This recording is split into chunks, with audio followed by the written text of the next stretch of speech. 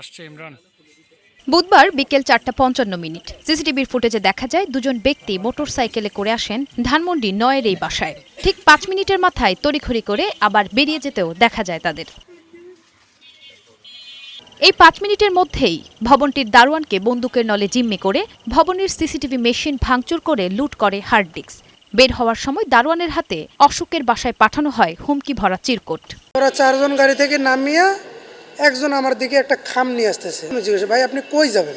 তখন আমার পিস্তল ঠেকাইছে এখানে। একজন ওখানে যে মনিটর মানে হার্ডিস টার্ডিস ভাঙাভাঙি করতেছে, ৩ জন আমার বন্দুক ধরছে। আপনার হচ্ছে একটা চিঠি দিছে আমার, দিছে করছে এটা অশোক কুমারকে দিবা, যদি না দাও তখন একটা ফাঁকা গুলি করছে, তারপরে তোমার মাথায় গুলি করবে। এই এলাকায় তো এখানে এসে যে এরকম সন্ত্রাসী কার্যকলাপ করবে এটা টোটালি আনএক্সপেক্টেড। ব্যাংকের ওই যে যারা এমডি আছেন আর ডিরেক্টর আছে ওদের সাথে একটা ঝামেলা আছে।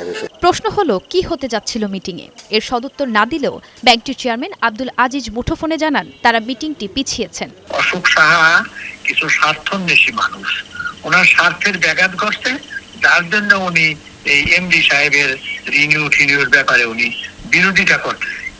এর লিগে তাদের সঙ্গে একটা দ্বন্দ্ব আছে বলে আমি জানি, কিন্তু সেই দ্বন্দ্বে এরকম পর্যায়ে যাবে, এরকম হবে, এগুলি তো একটা অনাকাঙ্ক্ষিত ব্যাপার। এগুলি আমরা পছন্দ করিনি, এই সমস্ত অসভ্যতা।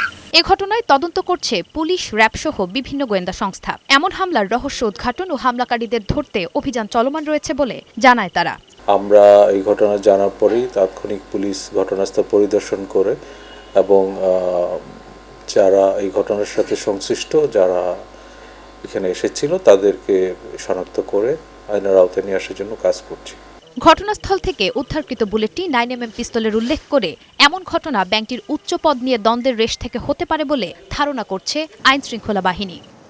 নুসরাত শারমিন, বৈশাখী সংবাদ, ঢাকা।